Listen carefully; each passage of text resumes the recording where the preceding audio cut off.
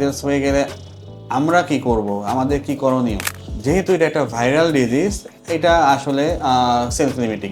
বাচ্চাটার জ্বরের জন্য আমরা শুধু নর্মালি প্যারাসিটামল দিব। জ্বর বেশি হয়ে গেলে আমরা সাপোজিটরি ইউজ করতে পারবো। সবচেয়ে বেশি যেটা করতে হবে জ্বর নামানোর জন্য স্পঞ্জিং, বা আমরা যেটা বলি ট্যাপ ওয়াটারে পানি গামছা ভিজিয়ে বাচ্চাকে সারা শরীর আগে মুছিয়ে দিব এবং সাথে সাথে একটা শুকনো কাপড় দিয়ে শরীরটা মুছে দিব। এটা হচ্ছে জ্বর নামানোর জন্য। পাশাপাশি যদি তার কোনো রেসপিরেটরি সিমটম থাকে, যেমন নাক দিয়ে পানি পড়া বা কাশি, সেটার জন্য আমরা একটা অ্যান্টিহিস্টামিন দিব।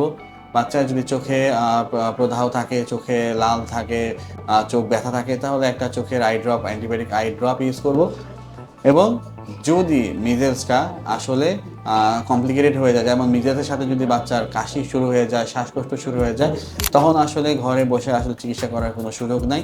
বাচ্চা যদি খিঁচুনি হয়, এই অবস্থাগুলোতে আসলে আমরা কিন্তু তখনই দ্রুত তৎক্ষণাৎ বিশেষজ্ঞ শিশু ডক্টরের পরামর্শ নিব এবং সেই অনুযায়ী চিকিৎসা নিব। মিজেলস যেহেতু ভাইরাল ডিজিজ, কাজে এখানে অ্যান্টিবায়োটিকের আসলে কোনোই রোল নাই। অ্যান্টিবায়োটিক আমরা তখনই দিই যখনই এটার সাথে সেকেন্ডারি কোনো ব্যাকটেরিয়াল ইনফেকশন অ্যাড হয়।